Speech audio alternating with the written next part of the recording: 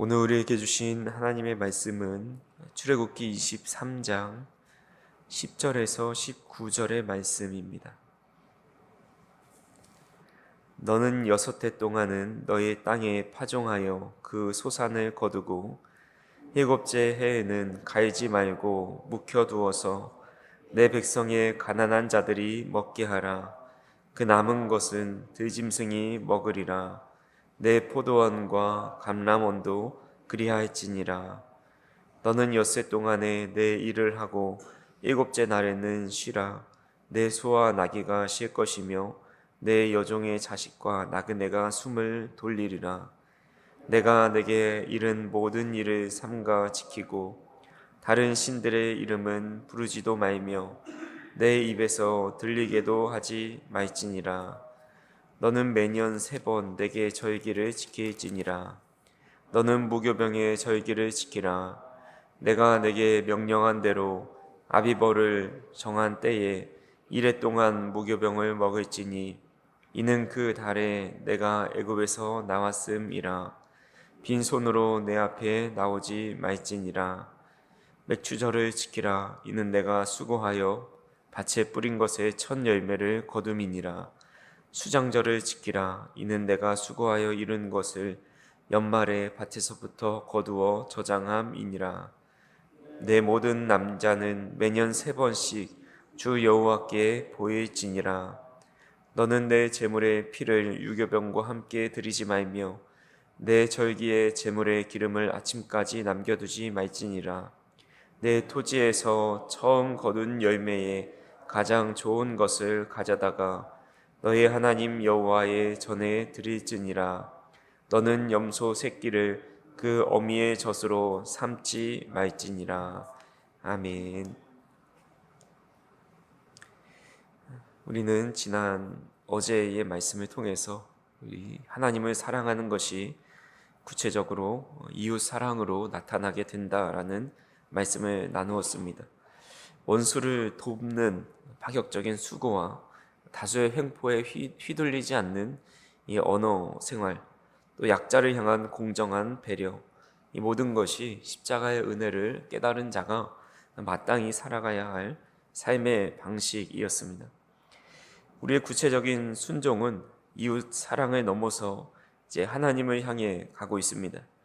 오늘 우리가 묵상한 10절에서 19절의 말씀은 구원받은 하나님의 백성이 하나님을 어떻게 사랑하는 것을 증명해야 하는지를 명확하게 보여주고 있습니다. 하나님을 사랑한다는 것은 결코 막연하거나 입술로만 고백하는 것이 아닙니다. 성경은 우리가 하나님을 진정으로 사랑한다면 우리의 일상 한복판에 반드시 2가지의 구체적인 표시가 나야 한다고 가르칩니다. 그것은 바로 안식과 절기입니다. 다른 말로 하면 맡겨드림과 예배드림이라고 할 수가 있습니다. 그래서 오늘 본문 10절부터 12절에 보시면 하나님이 이스라엘 백성들에게 쉼을 명령하십니다. 7째 해는 땅을 갈지 말고 묵혀두어서 가난한 자들이 또 들짐승이 먹게 하는 안식년을 지키라고 합니다. 또한 6해 동안 열심히 일하되 7째 날에는 모든 노동을 멈추고 쉬는 안식일을 지키라고 말씀하십니다. 우리 인간의 내면에는 끝없는 탐욕과 또 두려움이 있습니다. 하루라도 더 일해야 남을 이길 수 있고 또 앞장설 수 있고 그럴 때에 땅을 더 일궈놔야 내 창고가 넉넉해질 거라 믿으면서 스스로 채찍질하며 살아갑니다. 쉬면 손해보고 굶어 죽을 것 같고 경쟁에서 뒤처질 것 같은 그런 불안감이 현대인들 사이에 그들의 영혼을 갉아먹고 있습니다. 과거의 애굽의 노예 시절에 이스라엘 백성들은 잠시라도 멈추면 채찍을 맞았기 때문에 쉼없이 돌을 구워야 생존할 수가 있었습니다. 하지만 하나님은 이제 그들에게 멈추라고 말씀하십니다. 왜 멈춰야 합니까? 첫 번째로 나의 멈춤이 이웃과 피조물을 살리기 때문입니다. 12절 하반부에 보시면 내 소와 나귀가 쉴 것이며 내 여종의 자식과 나그네가 숨을 돌리리라 라고 말씀합니다. 제가 섬겼던 교회는 그렇지 않지만 제가 전도사 시절에 동기 전도사가 섬겼던 교회 이야기를 들어보면 그 담임 목사님이 이렇게 교역자들한테 배려해주면서 빨리 퇴근해라, 쉬라 그래도 그 교역자 분위기가 그러지 못했다고 합니다. 그 담임 목사님이 퇴근해야 그때 퇴근할 수 있고 담임 목사님이 쉬어야 쉬는데 쉬라고 말씀은 하셔도 분위기가 그래서 담임 목사가 쉬지 않으니 부교육자들도 쉬지 못해서 뒤늦게 매우 주일날 늦게 기숙사로 돌아오는 것을 보게 됩니다. 내가 안식을 누려야 비로소 내 밑에서 일하는 사람들과 또 주변의 짐승들까지 숨을 트이게 됩니다. 구약학자인 윌터 브루그만이라는 분이 안식일은 저항이다라는 책에서 이런 이야기를 합니다. 안식일을 지키는 것은 사람을 끊임없는 생산의 도구와 소비의 기계로 전락시키는 이 세상의 폭력적인 제국 시스템에 대한 가장 강력한 신앙적 저항이다라고 말을 합니다. 성도의 안식은 나 혼자만 쉬는 것이 아니라 내 곁에 있는 약자들을 향해 숨을 돌리게 해주는 배려이고 이웃사랑의 또 다른 모습이라 할 수가 있습니다. 두 번째로 내가 멈춰야 내 삶의 주인이 하나님이심을 고백하는 증거이기 때문입니다. 6일 동안 치열하게 땀을 흘렸다면 7일 때는 이제 내 인생을 이끌어 가시는 분이 바로 나의 능력이 아니라 하나님의 은혜임을 인정하고 두 손을 내려놓아야 합니다.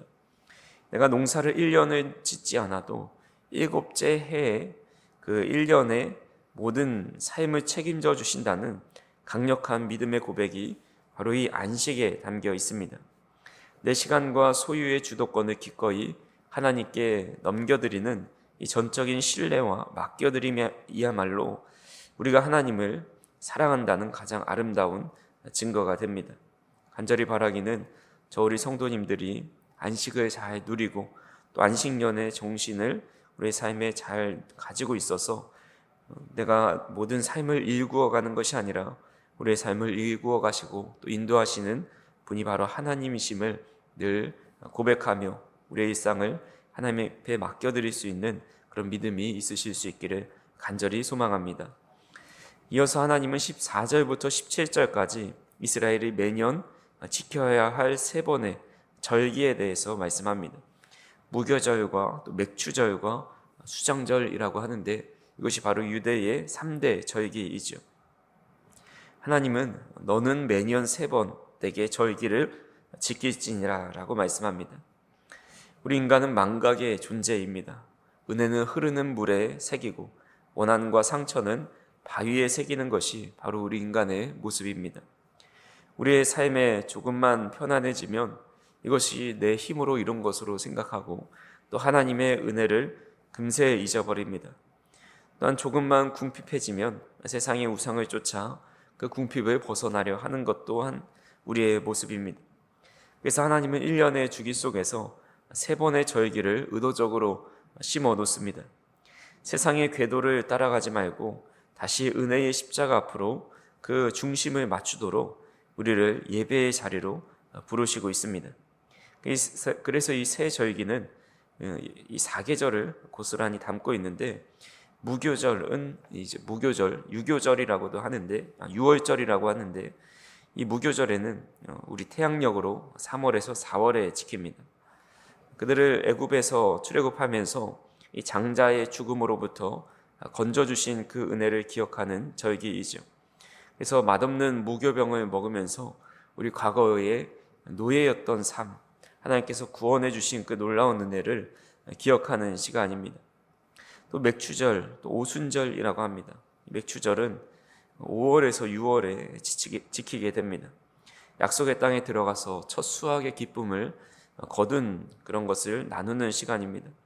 일상 속에서 일용할 양식을 채워주시고 척박한 삶의 터전에서도 생존하게 하시는 그 공급하심에 감사하는 절기이고 예배입니다. 또 수장절, 초막절이라고도 하는데 9월에서 10월에 지킵니다. 가을의 끝자락에서 한 해의 모든 곡식을 거두어 창고에 드리고 나서 지키는 절기입니다. 이때 이스라엘 백성들은 따뜻한 집을 나와서 일주일 동안 텐트를 치고 살아야 했습니다. 풍성한 수확에 취해서 이 광야 40년의 그 은혜를 잊지 않도록 스스로 몸을 쳐서 복종시키는 거룩한 훈련이자 하나님께 향한 예배였습니다. 우리의 인생에도 수많은 굴곡이 있습니다. 질병과 또 질병의 광야를 지날 때도 있고, 또 어려움을 겪을 때도 있고, 또 승진과 성공의 열매를 거둘 때도 있습니다.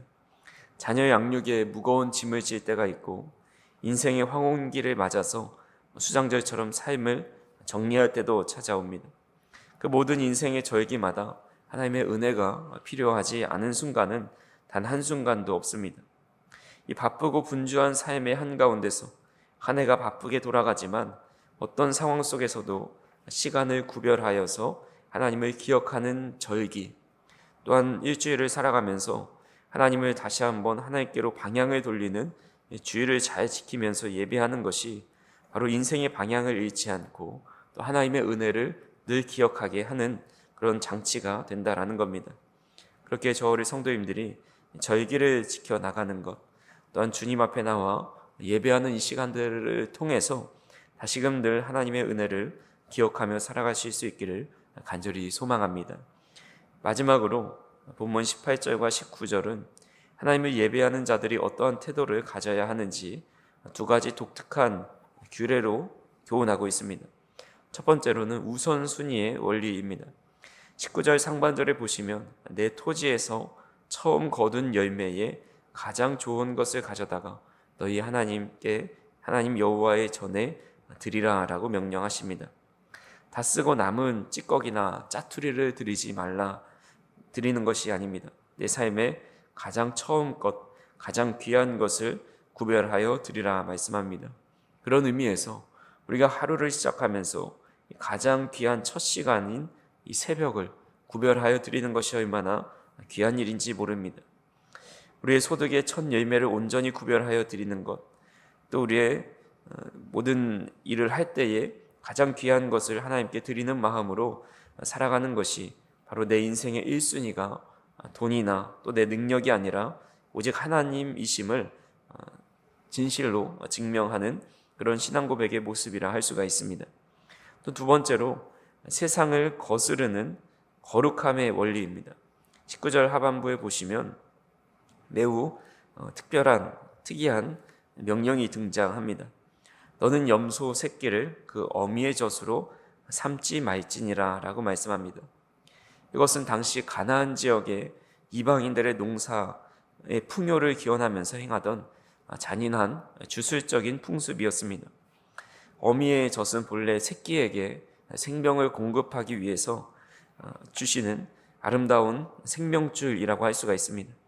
근데 그 생명의 젖줄에 어린 새끼를 넣어 죽이고 요리하는 것은 하나님께서 부여하신 생명의 존엄성을 철저히 파괴하고 조롱하는 악한 행위였습니다. 그러니까 당시에 그 농업의 풍요를 위해서 그 어미의 그 우유를 젖줄을 가지고 그 어린 새끼를 넣어서 요리하는 그런 풍습이 있었는데 그렇게 행하지 말라라는 겁니다. 이것이 말씀하시는 바는 세상 사람들이 부를 축적하고 또 성공하기 위해 사용하는 그런 비윤리적이고 잔인한 방식을 결코 흉내내지 말라라는 말씀입니다. 나 혼자 잘 살겠다고 타인의 생명줄을 끊고 누군가 뼈아픈 희생을 디딤돌 삼아서 올라서는 그런 왜곡적인 성공주의를 단호하게 배격하는 그런 가르침이라고 할 수가 있습니다. 구원받은 하나님의 백성은 결과를 위해서 수단을 정당화하거나 이 가나안의 잔인한 방식을 버리고 오직 하나님의 정의와 긍휼의 방식을 따라 살아가라라는 말씀입니다. 말씀을 정리합니다. 애굽의 노예 시절 이스라엘 백성들은 안식도 없었고 또 기쁨의 축제의 절기도 또 예배도 제대로 드리지 못했습니다. 그저 채찍을 피하기 위해서 발버둥치며 생존해야 했던 그 지옥과 같은 삶이었습니다. 하지만 하나님은 그들에게 구원의 은혜를 베푸셨고 이제는 참된 쉼을 누리고 춤추며 예배하는 거룩한 자유인으로 그들을 부르셨습니다.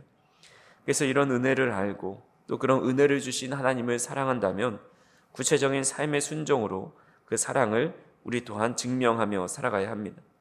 불안함과 탐욕을 십자가에 못 박고 과감히 안식하는 모습, 나의 쉼을 통해서 이웃에게 생명을 흘려보내고 내 인생의 주도권이 하나님께 있음을 믿음으로 살아가는 저희 성도님들이 되기를 바랍니다. 인생의 모든 굴곡마다 예배의 자리를 생명처럼 사수하시기 바랍니다. 내게 베푸신 과거의 구원과 또 현재의 공급하심과 미래의 소망을 기억하며 절기의 기쁨, 예배의 기쁨이 회복되기를 바랍니다. 그리고 우리 삶의 가장 귀한 첫 열매를 주님께 올려드리고 또 남을 짓밟고 올라서는 세상의 잔혹한 성공의 방식을 따라 살지 않는 구별된 거룩함을 지켜내시면서 살아가셔서 오늘 하루도 하나님을 사랑하는 것을 우리의 삶과 또 실천을 통해서 드러내고 나타내실 수 있기를 간절히 소망합니다. 기도하시겠습니다. 사랑과 은혜가 풍성하신 하나님 아버지, 애굽의 노예처럼 끝없는 경쟁과 탐욕 속에 살아가던 저희들을 구원하여 주시고 참된 안식과 예배의 자리로 불러주시니 참으로 감사를 드립니다. 우리의 멈춤과 안식이 내 삶의 주인이 오직 하나님이심을 고백하는 위대한 믿음의 선언이 될 수 있도록 인도하여 주시옵소서. 불안함과 욕심을 십자가에 못 박고 기꺼이 쉼을 누리며 그 쉼을 통해서 내 곁에 연약한 이웃들과 피조물까지 숨을 돌리고 쉬는 은혜가 있을 수 있도록 인도하여 주시옵소서.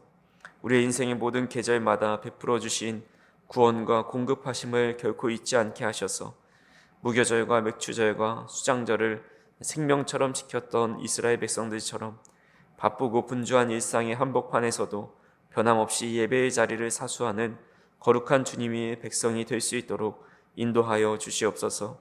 무엇보다 남을 짓밟고 올라서는 이 세상의 잔혹한 성공 방식을 단호히 거절할 수 있도록 인도하여 주시고 대신에 내 삶의 가장 귀한 첫 열매를 기쁨으로 구별하여 올려드리고 온전한 헌신과 주님을 향한 거룩한 모습으로 살아갈 수 있도록 인도하여 주시옵소서.